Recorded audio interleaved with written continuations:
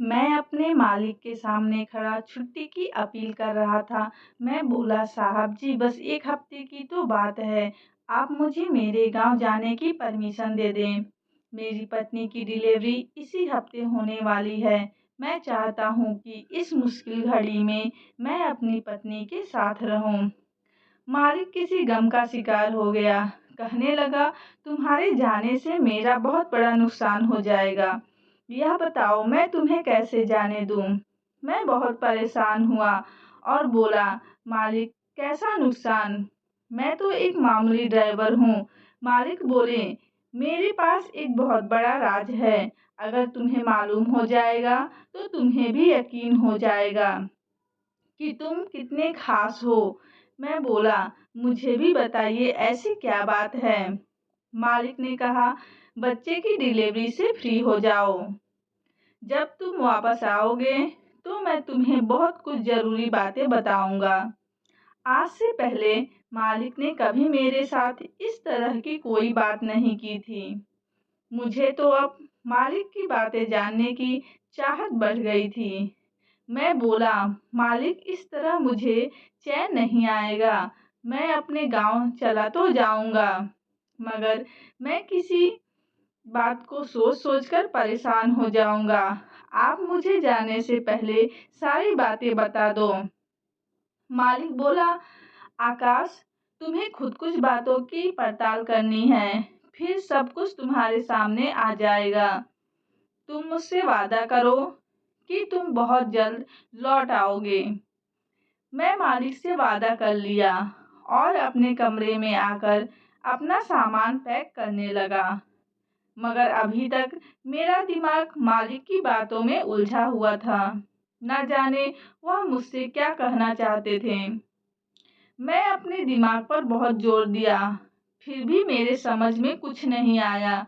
मैं खुद को एक मामूली सा ड्राइवर पाया और उसके अलावा मालिक की जिंदगी में मेरा कोई भी रोल नहीं था। मैंने अपना सर झुका दिया और बोला कि मुझे इन बड़े लोगों की बातों पर ध्यान नहीं देना चाहिए। मुझे तो फिलहाल अपने होने वाले बच्चे और पत्नी पर ध्यान देना चाहिए। मालिक ने मेरे हाथ पर मेरी पूरी महीने की सैलरी दे दी। मुझे पहले ही मालूम हो चुका था कि मेरे यहाँ बेटी पैदा होगी, इसलिए मैं मार्केट से जाते वक्त अपनी बेटी के लिए लाल रंग का नया ड्रेस भी ले लिया था। अब मैं जल्द से जल्द अपने गांव जाना चाहता था। मैं शाम की बस से सुबह तक अपने गांव पहुंच चुका था। मेरी पत्नी मुझे देखकर बहुत खुश हुई। कहने लगी, मेरे लिए बहुत कठिन समय है। मैं आपका बेसब्री से इंतजार कर रही थी। मैं मुस्कुराया और बोला, मैं आ गया हूँ ना, सब ठीक हो जाएगा। मेरे माँ बाप भी बच्चे की आने की खुशी में बहुत खुश थे। मैंने बच्चे की शॉपिंग अपनी पत्नी को दिखाई तो उसकी आंखों में आंसू आ गए।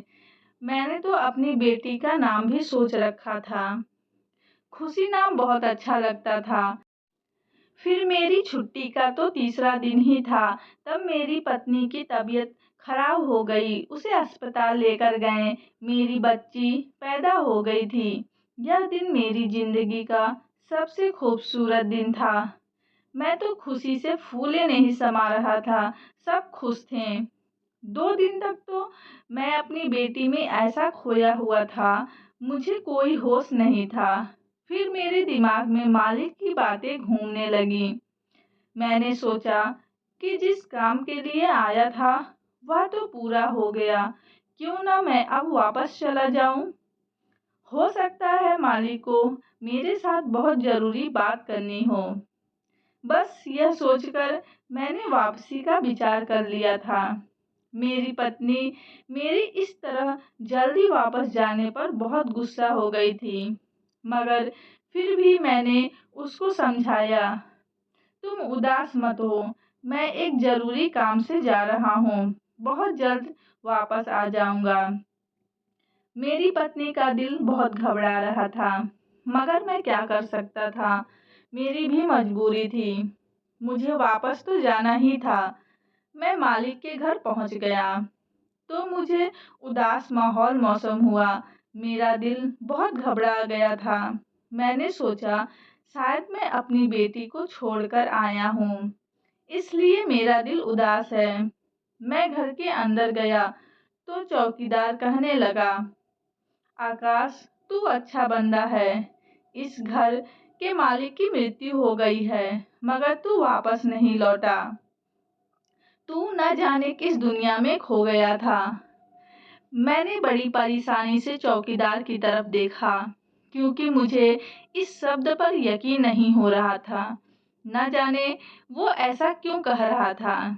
मैंने बोला, तुम अपने होश हवास में तो हो ना, कैसी बहकी बातें कर रहे हो। चौकीदार कहने लगा, अब तुम मत कहना कि तुम्हें इस बारे में मालूम नहीं है। मालिक की मौत पर हमारी आंखें आंसुओं से भीग गई थी। मालिक कितने अच्छे इंसान थे। मालिक अपने नौकरों का कितना ख्याल रखा करते थे। सच कहो तो मैंने बोला, कब हुई मालिक की मृत्यु? चौकीदार कहने लगा, तुम्हारे जाने के 2 दिन बाद ही उनकी मृत्यु हो गई। जिस दिन उनकी मृत्यु हुई थी वह बहुत परेशान लग रहे थे। सारा दिन यहाँ वहाँ टहल रहे थे। फिर मेरे पास आए और कहने लगे, आकाश की कोई खबर है? मैं नामे सिर हिला दिया और कहने लगे, अच्छा, मैं उससे फोन करके पूछता हूँ। वह कहाँ रह गया? अभी तक लौट कर नहीं आया। मैं बोला, मालिक, उसे गए हुए अभी सिर्फ 2 दिन हुए हैं। मालिक ने अपनी जेब से मोबाइल निकाला और तुम्हें फोन करते रहे, मगर तुमने फोन नहीं उठाया, तो वह थोड़े परेशान हो गए थे। मैं चौकीदार की बातें सुनकर हैरान रह गया। आखिर मालिक की जिंदगी में मेरी इस तरह इतनी जरूरत कैसे बढ़ गई थी और मैं वापस आने के लिए बेचैन क्यों हो गया था। अभी दिमाग में आया कि सच में मेरे नंबर पर 2 बार मालिक का कॉल आया था। मैंने सोचा कि वह पुरानी मिस कॉल हो सकती है, इसलिए मैंने उस पर ध्यान नहीं दिया था। मैं चौकीदार से बोला, करतार, तुम्हें पता है मालिक मुझे क्या कहना चाहते थे? करतार मुस्कुराया और बोला, तुम्हें तो पता है आकाश, हम नौकर लोग कहाँ बड़ों लोगों की बातों में दखलंदाजी करते हैं। मालिक की मृत्यु के बाद मुझे भी ख्याल आया कि काश मैं उनसे उस दिन पूछ ही लेता कि आखिर वह मुझसे क्या जानना चाहते थे। हम दोनों अभी गेट पर बातें कर ही रहे थे कि एक नौकरानी आ गई और कहने लगी, आकाश, तुम्हें मालकिन बुला रही हैं। मैंने सर हिला दिया और नौकरानी के पीछे चल दिया। उन्होंने खुद को अच्छी तरह से छिपा रखा था। मुझे देखकर कहने लगी, आकाश, तुम अपने मालिक के अर्थी पर भी नहीं आए। मैं बोला, मालकिन, मुझे उनकी मौत की बिल्कुल भी खबर नहीं थी। अभी मुझे गेट पर ही चौकीदार ने बताया, तो मैं बहुत अफसोस कर रहा था। उस वक्त मैं यहाँ नहीं था। मालकिन कहने लगी, तुम्हारे यहाँ बच्चे की पैदाइश हो गई। मैं बोला, मालकिन, भगवान ने मुझे अपनी कृपा से एक बेटी दी है। वह कहने लगी, तुम्हें बहुत बहुत मुबारक हो। अगर तुम्हें 1 हफ्ते की छुट्टी और चाहिए तो मैं देने को तैयार हूँ। मैं मालकिन की बातें सुनकर हैरान हुआ, क्योंकि उनके घर में मेरी ड्यूटी सिर्फ इतनी थी कि मालिक को घर से ऑफिस और ऑफिस से घर छोड़ दिया करूँ। अब जब मालिक ही नहीं रहे तो मेरी नौकरी भी खत्म हो चुकी थी। मैं बोला, मालकिन, मेरा यहाँ अब क्या काम? मैं वापस गांव चला जाऊंगा और वहीं कोई काम ढूंढ लूंगा। मालकिन जल्दी से बोली, तुम ये क्या कह रहे हो? आकाश, क्या तुम मालिक की मृत्यु के बाद इस घर को छोड़कर चले जाओगे? क्या तुम्हारा काम बस उन तक ही था? आकाश, बाकी किसी नौकर ने भी नौकरी छोड़ने की बात नहीं कही। तो फिर तुम ऐसा क्यों कह रहे हो? लेकिन मेरा काम तो बस मालिक का ही था। अब मालिक ही नहीं रहे तो यहाँ रहकर क्या करूँगा? मालकिन कहने लगी, अब मुझे तुम्हारी ज़रूरत है, तुम यह काम छोड़कर मत जाओ। मुझे मालकिन पर तरस आ गया, इसलिए मैंने इरादा किया कि जब तक मालकिन को मेरी ज़रूरत है, मैं तब तक यहीं रहूँगा। इसलिए मैंने अपना सिर हिला दिया और बाहर निकल गया। हम सभी नौकरों का रहने के लिए छत भी दी गई थी। मैंने अपने कमरे में आकर बैठा। मेरा दिल हर चीज़ से उछल रहा था। मौत एक बहुत ही खौफनाक चीज़ होती है। कोई इंसान हमारे सामने ही होता है और चल फिर रहा होता है। फिर एक वक्त ऐसा भी आता है कि उस इंसान का नामो निशान नहीं रहता, बस उसकी यादें रह जाती हैं। मुझे मालिक की मौत का बहुत बड़ा सदमा लगा था, क्योंकि वह एक बहुत अच्छे इंसान थे। मैं उनके साथ पिछले 8 सालों से काम कर रहा था। मालिक ने हमें सैलरी देने के मामले में कोई तंगी नहीं की थी। हमेशा लोगों का बहुत ख्याल रखते थे। कभी गुस्से से हमसे कोई बात नहीं करते थे। अगर यह कहें कि मालिक ने मुझे कोई भी खास बात नहीं की थी, तो यह ज़्यादा अच्छा होगा। वह हर रोज़ मुझे बस इतना कहते, आकाश गाड़ी निकालो, आकाश मेरा इंतज़ार करो, आकाश गाड़ी रोको, आकाश गाड़ी स्टार्ट करो। बस हमारा इतना सा ही रिश्ता था। अब मुझे मालिक की कही हुई बातें याद आ रही थी, जो उन्होंने अपनी मृत्यु से कुछ दिन पहले ही कही थी। न जाने वह मुझसे किस राज के बारे में बात कर रहे थे, न जाने वह मुझसे कैसी बातें करने लगे थे। इन सारी बातों से मैं उलझता ही जा रहा था। अब इसके बाद मैं किसी से कुछ पूछ भी नहीं सकता था और ना ही कोई जवाब मेरे हाथ में था। रात हुई तो नौकरानी मेरा खाना लेकर कमरे में आ गई। वह मुझे देखकर बोली, आकाश, मालिक तुम्हें बहुत याद कर रहे थे। मैं उसकी बातें सुनकर चौंक गया और बोला, तुम्हें कैसे मालूम हुआ? वह बोली, मरने से एक दिन पहले वह मुझसे कह रहे थे कि आकाश कब तक वापस आएगा। मैं बोली कि मुझे तो इसके बारे में कुछ भी नहीं पता। वह कहने लगे, तुम्हारे ख्याल से आकाश कैसा आदमी है? मैं बोली, वह अच्छा है। मैं आज तक उसमें कोई बुराई नहीं देखी। वह अपने काम से काम रखता है, किसी से गलत बात नहीं करता। मेरी बात सुनकर मालिक के चेहरे पर मुस्कुराहट आ गई। फिर वह कमरे के बाहर जाने लगी। मैं बोला, तुम और भी कुछ जानती हो? वो मेरे बारे में क्या पूछ रहे थे? उसने ना में सिर हिला दिया और खाना रखकर चली गई। मैं खाना खाकर अपने बिस्तर पर लेटा बहुत जल्दी ही गहरी नींद में डूब गया। रात का कौन सा पहर था जब मालिक मेरे सपने में आए थे। वह कहने लगे, आकाश, जल्दी से उठो, मेरे कमरे में जाओ, एक चीज तुम्हारा इंतजार कर रही है। मैं हड़बड़ा कर उठ गया। मेरा पूरा शरीर पसीने से भीग गया था। मैं अपना सर पकड़कर बैठ गया। मालिक यूं मेरे सपने में आना मुझे हैरान कर रहा था। मैं जल्दी से 2 गिलास पानी पिया और उसी कमरे में टहलने लगा और सोचने लगा कि मेरे सपने में मालिक क्यों आए थे। उन्होंने मुझे कमरे में जाने का इशारा किया। शायद उनके कमरे में कुछ ऐसा है जिससे मेरी सारी परेशानी दूर हो सकती है। मगर मैं मजबूर था, मालिक के कमरे में नहीं जा सकता था, क्योंकि वहां पर मालकिन थी और मालकिन मालिक के गम में अपने कमरे में बैठी थी और बड़ी बेचैन से अपने सपने के बारे में सोचता रहा। फिर मैंने सर झटक दिया और सोचा कि शायद आज मैं दिन भर सब लोगों के मुंह से मालिक की बातें सुनी हैं, इसलिए मैंने उनको सपने में देख लिया। इस सपने का हकीकत से कोई लेना देना नहीं है। यह सब सोचते सोचते रात बीत गई। सुबह का सवेरा फैल चुका था। मैं जल्दी से अपनी पत्नी का नंबर मिलाया और उससे बातें करने लगा। वह मेरी आवाज़ सुनकर फूट फूट कर रोने लगी। वह बोली, आप मुझे छोड़कर क्यों चले गए? हमारी बेटी रात रात भर रोती है, मुझे नहीं संभाली जाती, आप ही आकर अपनी बेटी को संभालो। मैंने बोला, क्या हो गया कविता, तुम इतनी कमज़ोर दिल की तो नहीं थी, तुम बहुत हिम्मत वाली हो। मुझे उम्मीद है कि यह कठिन समय बीत जाएगा। फिर मैंने उसे अपने मालिक की मौत के बारे में बताया।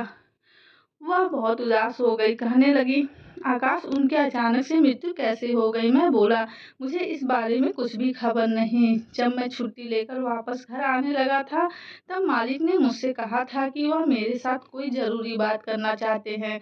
मुझे इस बात का बहुत अफ़सोस है कि कविता ज़िंदगी ने उन्हें इतनी सी मोहलत नहीं दी कि वह दिल की बात मेरे साथ शेयर कर सके। फिर मैंने उसे अपने सपने के बारे में बताया। वह चौंक गई, कहने लगी, आकाश, मुर्दे यूं ही किसी के सपने में नहीं आया करते। यकीनन आपसे कुछ कहना चाहते हैं। आप नींद से जागे तो आपको जल्दी से मालिक के कमरे में जाना चाहिए था। मैं बोला, कविता, तुम कैसी बातें कर रही हो? रात का वक्त था तो मालकिन अपने कमरे में थी।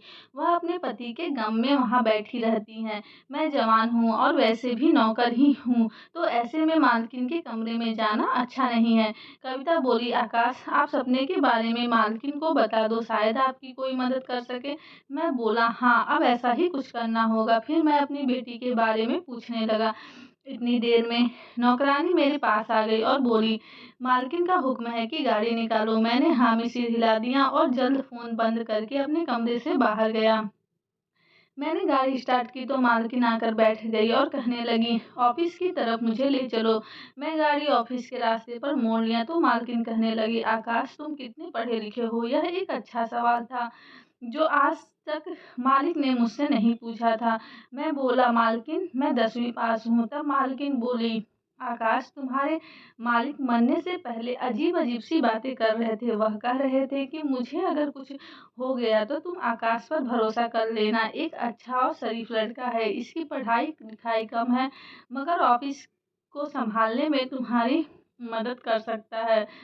आकाश, सच कहूँ तो मुझे इस बिज़नेस वगैरह की समझ नहीं है। तुम बताओ कैसे यह सब सँभालूँ? मेरे तो कोई आगे-पीछे नहीं है। अब तुम्हें ही अपने मालिक की वसीयत पर अमल करना होगा और मेरी मदद करनी होगी। मैं मालकिन गाँव का रहने वाला हूँ। मैं पढ़ा-लिखा कम हूँ और बिज़नेस वगैरह के बारे में ज़ीरो हूँ। मैं आपकी मदद कैसे कर सकूँगा? मालकिन बोली, देखो आकाश, यह तुम्हारे मालिक की वसीयत है। तुम्हारा काम बस इतना होगा कि अपने मालिक की कुर्सी पर जाकर बैठ जाया करोगे। हर काम को नज़र रखोगे। बाकी के बिज़नेस के मामले तो मैनेजर ही देख लेगा। मैं अब अपने पति के अस्थियों को नहीं बहाया और उसको बहाने के बाद ही कोई काम देखूंगी कि मुझे आगे क्या करना है। और फिर तुम सोच भी नहीं सकते, मालिक की कुर्सी पर बैठने से ही तुम्हारी तनख्वाह लाखों रुपए में हो जाएगी। मैं तो मालकिन की बातें सुनकर दंग रह गया। ऐसा लग रहा था जैसे मेरी लॉटरी लग गई हो। मेरी बेटी खुशी मेरे लिए बहुत खुशकिस्मत साबित हुई थी। अब मालकिन मुझ पर इस तरह से उम्मीद लगा रही थी तो मैं उन्हें मना नहीं कर पाया। वह मेरे साथ ऑफिस गई थी और उन्होंने सबको समझा दिया कि आज से आकाश इस ऑफिस का बॉस है। तुम सब यह नोटिस करो कि इसकी हर बात मानो। मालकिन की बात सुनकर सारे वर्कर्स मुझे अजीब नज़रों से देख रहे थे और फिर खड़े-खड़े ही मेरी हैसियत बदल गई थी। मैं एक मामूली ड्राइवर से एक बहुत बड़ी कंपनी का मालिक बन गया था। मैंने माना कि वह सिर्फ़ उनकी देखभाल के लिए था, मगर फिर भी सारे वर्कर्स मेरे सामने झुकते चले जा रहे थे। अब मैं हर रोज़ ऑफ़िस आने लगा। मेरे लिए एक फ़ैसले पर ही सारे वर्कर्स काम किया करते थे। सब मेरे आगे-पीछे रहते थे। हर बार सभी को मेरे काम सामने लाया जाता। किसी को छुट्टी चाहिए होती थी तो वह मुझसे आकर अपील करते थे। यह ज़िंदगी बहुत हसीन थी। मैंने कभी सपने में भी नहीं सोचा था कि मेरे दिन इस तरह बदल जाएंगे। मैं जल्दी ही तरक्की के बारे में अपनी पत्नी को बताया तो वह खुश हो गई और फूले नहीं समा रही थी। वह बहुत खुश थी और मुझसे जिद करने लगी कि अब तो आपकी तनख्वाह भी ज़्यादा हो गई है, मुझे अपने पास बुला लो। मैं बोला, हाँ, क्यों नहीं, मैं बहुत जल्द तुम्हें अपने पास बुला लूँगा, मगर अभी एक बहुत बड़ी परेशानी में हूँ। जब मेरी परेशानी ख़त्म हो जाएगी तो मैं तुम्हें बुला लूँगा। मेरी पत्नी बोली, आकाश, ऐसा भी क्या बात है? आपने तो मुझे फ़िक्र में डाल दिया। मैंने बोला, घबराने की ज़रूरत नहीं है, यूँ ही ऑफ़िस का काम है। एक बार हल हो जाएगा तो तुम्हें बता दूँगा। मैं कविता को तो झूठ बोल दिया था मगर खुद को तसल्ली देने में नाकाम रहा। मेरी सबसे बड़ी परेशानी मेरा सपना था। मुझे हर रात सपने में मालिक नजर आते थे। वह कहते थे कि मेरे कमरे में जाकर देखो। मैं कमरे में कैसे जा सकता था? यह तो बहुत गिरी हुई बात थी कि मैं अपनी विधवा मालकिन के कमरे में आधी रात को छापा मारने चला जाता। फिर मुझे इस बात का भी डर था कि मालकिन मुझसे गुस्सा न हो जाए, मुझसे मेरी हैसियत न छीन ले। इस तरह मेरी लाखों की तनख्वाह भी खतरे में पड़ सकती थी। इसलिए मैं हर रात अपने सपने को नज़रअंदाज करता था। मुझे मालकिन का ऑफिस ज्वाइन किए पूरे 1 महीने हो चुके थे और अब तो मेरी तनख्वाह भी मेरे हाथ में आ गई थी। एक दिन मैं ऑफिस में बैठा हुआ कि मालकिन का फोन आ गया। वह कहने लगी, आकाश जल्दी से घर आ जाओ, तुम्हें एक चीज दिखानी है। मैं परेशान हो गया कि आखिर ऐसी क्या बात है जो मालकिन ने मुझे इतनी इमरजेंसी में बुलाया है। मैं जल्दी से घर पहुंचा तो मालकिन आंगन में बैठी हुई फूट फूट कर रो रही थी। मेरी घबराहट बढ़ती जा रही थी। मालकिन, क्या हो गया? आप इस तरह क्यों रो रही हैं? मालकिन ने मेरे सामने एक कागज रख दिया। कहने लगी, आज मैं अपने कमरे की सफाई करवा रही थी तो मुझे वहां से यह खत मिला। यह तुम्हारे नाम की है आकाश, यह मेरे पति ने लिखा है। मैंने कहा, कहाँ है वो खत? मैं हाथों से वह खत पकड़ लिया था। आकाश, इस खत को पढ़ो और मुझे भी बताओ, मेरे पति तुमसे ऐसी भी क्या कहना चाहते थे जो उन्होंने खत का सहारा लिया। मैंने जल्दी से खत पढ़ा तो दंग रह गया। इसमें लिखा था कि आकाश, मैं जानता हूँ कि तुम एक शादीशुदा आदमी हो और तुम्हारे यहाँ बहुत जल्दी बच्चा होने वाला है, मगर मैं फिर भी तुमसे एक फरियाद करना चाहता हूँ। आकाश, तुम एक अच्छे इंसान हो। मैं तुम्हारे बारे में बहुत छानबीन करवाई, तुम में किसी तरह की कोई बुराई नहीं निकली। आकाश, तुम्हें पता नहीं है कि मुझे डॉक्टर ने बताया है कि मुझे एक बहुत ही खतरनाक बीमारी है। मैं बहुत जल्द इस दुनिया से चला जाऊंगा। मेरी पत्नी मेरे पीछे इस दुनिया में अकेली रह जाएगी और मेरी पत्नी का इस दुनिया में मेरे अलावा कोई नहीं है। ऐसे में मेरी तुमसे फरियाद है कि तुम मेरी पत्नी को अकेले मत छोड़ना। तुम उससे शादी कर लेना, तुम उसका सहारा बन जाओ। मैं उसके तरफ से किसी और आदमी पर भरोसा नहीं कर सकता और वह बहुत मासूम है। लोगों के हाथों से बहुत जल्द धोखा खा लेती है। भगवान तुम पर अपनी कृपा बनाए रखे। वह खत पढ़कर मैं दंग रह गया था। समझ नहीं आ रहा था कि मुझे क्या करना चाहिए और क्या नहीं। मालकिन मेरा इंतजार की निगाहों से देख रही थी। वह बोली, आकाश, क्या लिखा है खत में? मुझे बताओ, मैं बहुत बेचैन हूँ। अब अगर मैं मालकिन को अपने मुंह से यह सब कहता तो शायद उन्हें विश्वास नहीं होता। इसलिए मैंने खत की उनकी तरफ बढ़ा दिया और वहां से चला गया। बाहर आकर मैंने सोचने लगा कि शायद मालिक मुझसे यही कहना चाहते थे। शायद वह मेरे सपने में इसीलिए आया करते थे। क्या मुझे अपनी मालकिन की वसीयत को मानना चाहिए या नहीं? मैं अपनी पत्नी को कैसे धोखा दे सकता था? लेकिन अगर मैं यह शादी कर लेता तो मेरी पत्नी और बेटी की जिंदगी बच जाती। मैंने सोचा कि मैं देखता हूँ कि मालकिन इसके बारे में क्या कहती है। मैं उनके जवाब को सुनकर ही कोई फैसला लूंगा। रात हुई तो नौकरानी मेरे पास आई और बोली, मालकिन ने बुलाया है। मैं गया तो मालकिन वहीं पर बैठी हुई थी। वह कहने लगी, आकाश, तुमने अपनी मालिक की वसीयत के बारे में क्या सोचा है? फिर मैं नजर झुका कर खड़ा था। मैं बोला कि मैं आपके बारे में ऐसा कुछ भी नहीं सोच सकता। तब मालकिन बोली, आकाश, मैं किसी दूसरे आदमी को अपनी जिंदगी नहीं सौंप सकती। मैं अपनी पति से बहुत मोहब्बत करती थी मगर अब मैं मजबूर हो चुकी हूँ। तुम बताओ क्या करूँ? मैं अब मर जाऊंगी मगर अपनी पति की वसीयत को हर हाल में पूरा करूंगी। मैं इस रिश्ते पर राजी हूँ। तुम मुझे बताओ, राजी हो कि नहीं? मैं मालकिन की तरफ देखने लगा। आज उसने अपना चेहरा मुझे नहीं छिपाया था। वह बहुत हसीन औरत थी, उम्र में भी मेरी जितनी होंगी। मैं बोला, मालकिन सोच कर बताऊंगा। मैं इतना कहकर अपने कमरे में वापस आ गया। का खत मुझे मिल चुका था। सारा सच मेरे सामने था। वह मेरे सपने में नहीं आएंगे, ये मेरी बिल्कुल खाली बातें थी। रात के 12 बजे फिर मालिक मेरे सपने में आए और कहने लगे, जल्दी से मेरे कमरे में जाओ। मैं जल्दी से अपनी नींद से जगा और सोचा कि अब खत मुझे मिल गया है, अब कमरे में जाने की क्या जरूरत बनती है। जवाब पाने के लिए हिम्मत कर बैठा। मैं अचानक उठा और मालिक के कमरे में बिना नॉक किए घुस गया। सामने का मंजर देखकर मेरे कदमों तले जमीन निकल गई। तो मालकिन की नज़र मुझ पर पड़ी तो वह कांपने लगी। जल्दी से उठकर खड़ी हो गई, भागती मेरे पास आई और मेरा हाथ थाम कर बोली, आकाश, मैं तुमसे बहुत मोहब्बत करती हूँ। इस राज को राज ही रहने दो। हम दोनों शादी कर लेंगे, सारी जायदाद तुम्हारे नाम कर दूंगी। हम इस तरह जिंदगी गुजार देंगे। तुम्हें बस आज जो देखा यह समझो कभी नहीं देखा। तुम नज़रअंदाज करो। मैं बोला, मालकिन यह सब क्या है? मुझे सब कुछ सच सच जानना है। मालकिन बहुत डरी हुई थी। वह बोली, आकाश, मैं करोड़पति बाप की औलाद थी। उन्होंने मेरी शादी अपने ऑफिस के एक वर्कर से कर दी थी।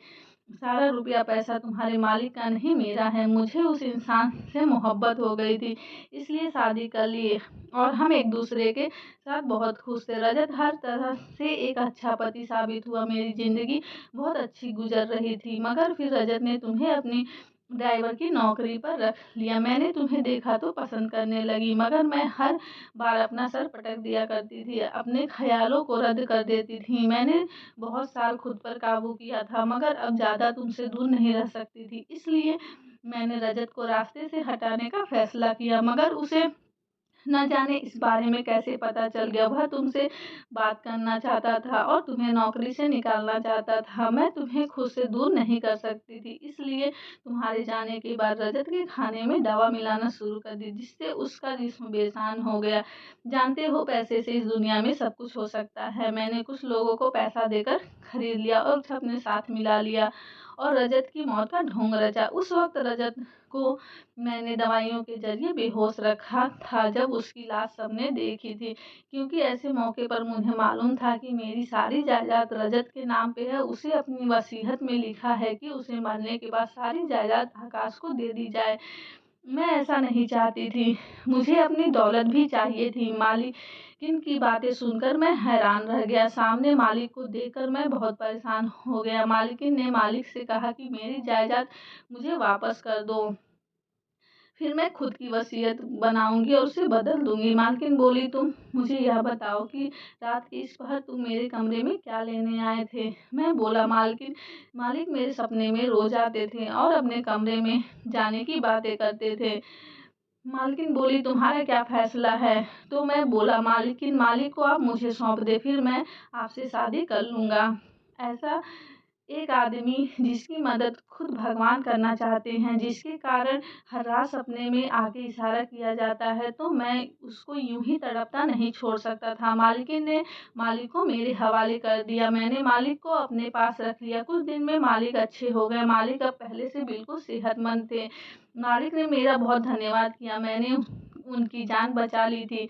मैं वापस अपने गांव जाने लगा तो मालिक ने मुझे 10 लाख रुपए दिए, जो मैं लेने को तैयार नहीं था, मगर उन्होंने जबरदस्ती की तो मुझे लेना ही पड़ा।